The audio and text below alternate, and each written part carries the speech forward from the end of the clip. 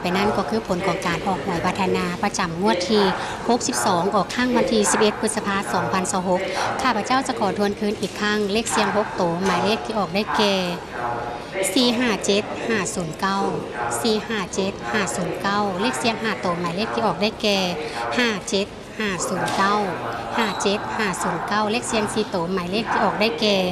7509 7509เลขเสียง3ตัวได้แก่หมายเลข509 509เลขเสียง2ตัวได้แก่หมายเลข09 09และเลข1ตัวท้ายได้แก่หมายเลข9หมายเลข9แล้วหลังจากนั้นก็ได้สืบต่อทำการออกเลขสลากพัฒนา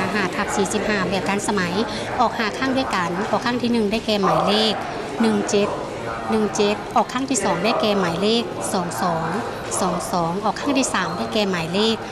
10ออกข้างที่4ได้แก่หมายเลข36และออกข้างที่5ออกข้างสุดท้ายได้แก่หมายเลข